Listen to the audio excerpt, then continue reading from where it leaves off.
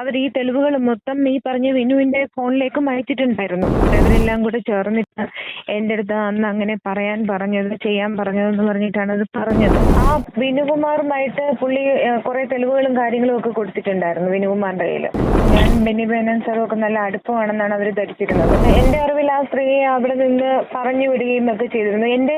ഈ ബെന്നി ബെഹനാന്റെ ആൾക്കാരെന്തോ ഗുണ്ടായിസം എന്തോ കാണിക്കുകയോ അടിക്കുകയോ അവിടെ ചെന്നപ്പോഴത്തേക്കും പുള്ളിയെ സ്റ്റോർ റൂമിൽ ഒളിപ്പിച്ചു നിർത്തി. UDF സർക്കാരിനെ താങ്ങി നിർത്താൻ ജോസ് തെറ്റേലിനെതിരെ ആരോപണം ഉന്നയിച്ചതിന് മുൻ മുഖ്യമന്ത്രി ഉമ്മൻചാണ്ടി വാഗ്ദാനം ചെയ്ത തുക നൽകാതെ വഞ്ചിച്ചു എന്ന് പരാതിപ്പെടുന്ന ഓഡിയോ സന്ദേശം ഹമീർ ഷാഹുദ്ദീൻ വർക്കല എന്നയാൾ സമൂഹ മാധ്യമത്തിലൂടെ പുറത്തുവിട്ടിരുന്നു.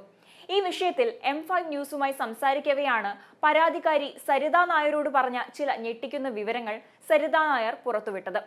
സരിത നായരുടെ ശബ്ദരേഖ കേൾക്കാം. അത് അവര് ക്രൈംബ്രാഞ്ചിൽ പെറ്റീഷൻ കൊടുത്തിരുന്നപ്പം എനിക്ക് ഇൻഫർമേഷൻ കിട്ടിയിരുന്നു അവരിങ്ങനെ ക്രൈംബ്രാഞ്ചിൽ പെറ്റീഷൻ കൊടുക്കുന്നുവെന്ന്.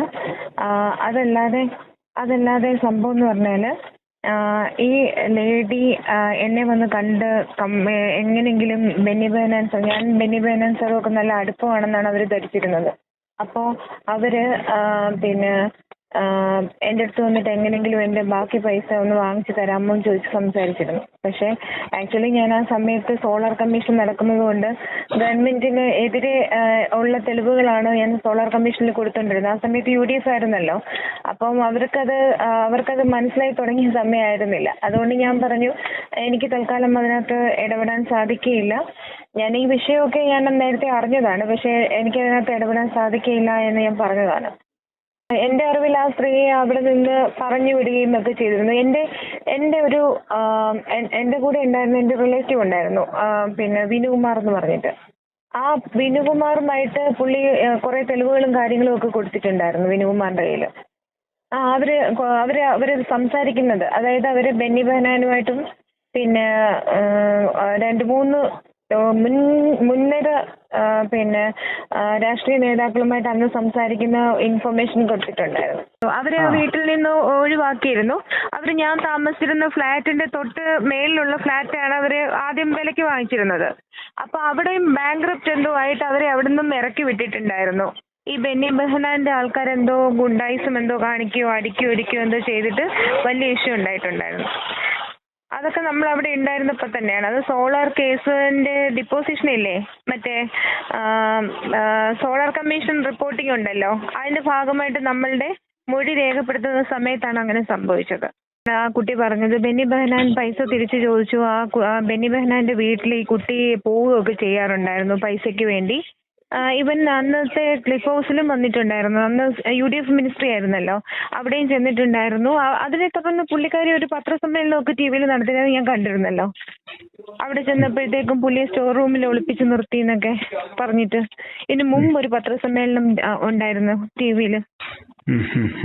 അപ്പം അങ്ങനെയൊക്കെ അറിയുള്ളൂ.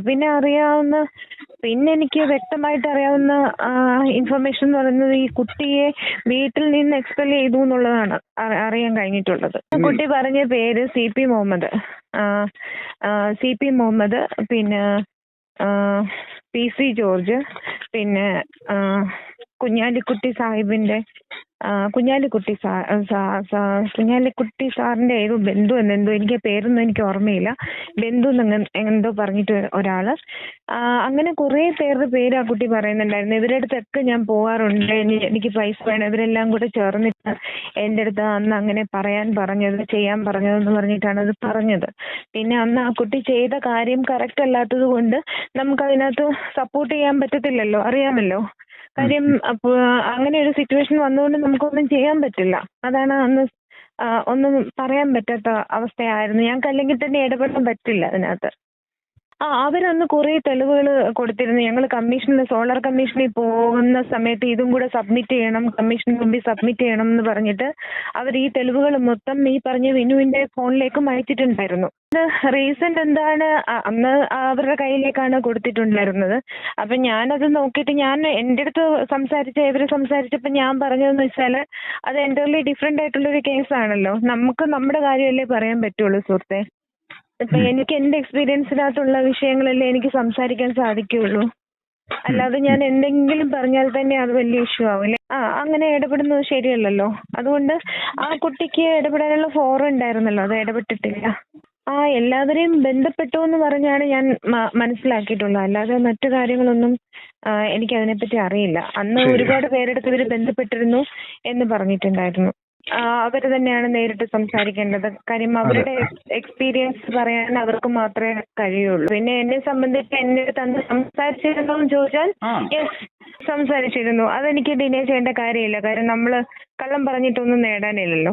ഇവരുടെ ഈ കേസ് നടക്കുന്നില്ലേ, ജോസ് തെറ്റേലിന്റെ കേസ്, സാറിന്റെ കേസ് നടക്കുന്ന സമയത്ത് 2013 ജൂൺ 2-ാം തീയതി ഞാൻ ഇതിന് പോകുന്നു. ഇത് ജൂൺ ലാസ്റ്റും ജൂലൈ ഫസ്റ്റ് വീക്കുമായിട്ട് നടന്ന ഇൻസിഡന്റാ. ഓക്കെ. പിന്നീട് ഞാൻ ജയിലിൽ ശേഷം ഈ കുട്ടി 2 വർഷം കഴിഞ്ഞിട്ടും പൈസ കിട്ടാത്ത ഒരു അലഞ്ഞു തിരിയുന്ന സന്ദർഭത്തിലാണ് സോളാർ എൻക്വയറി വരുന്നത്. ഈ സോളാർ എൻക്വയറിക്ക് വേണ്ടിയിട്ട് ഞാൻ താമസിക്കുന്ന അതേ ഫ്ലാറ്റിൽ തന്നെ മേളത്തെ നിലയിലായിരുന്നു ഈ കുട്ടി. അങ്ങനെ എന്നെ കാണാൻ വന്നിട്ട് നിങ്ങൾ കമ്മീഷന് മൊഴി കൊടുക്കുമ്പോൾ ഈ കാര്യം കൂടെ പറയണം, ഇത് എവിഡൻസസ് ഉണ്ടെന്ന് പറഞ്ഞിട്ടാണ് നമ്മളുടെ കയ്യിൽ എവിഡൻസ് തരുന്നത്. അപ്പം ഞാനല്ല എവിഡൻസ് വാങ്ങിക്കുന്നത്, മറ്റേ ആളാണ് എവിഡൻസ് വാങ്ങിക്കുന്നത്.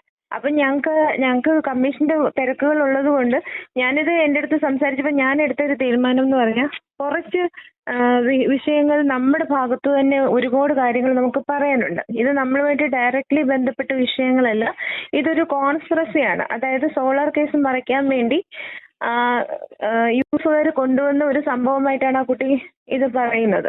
അപ്പം നമുക്കതിനകത്ത് ഞാൻ നേരിട്ട് ഇടപെട്ടൊരു കാര്യമോ മറ്റു കാര്യങ്ങളോ അല്ലാത്തതുകൊണ്ട് ഹിയർസേ മാത്രമാണ് എനിക്കുള്ളത്.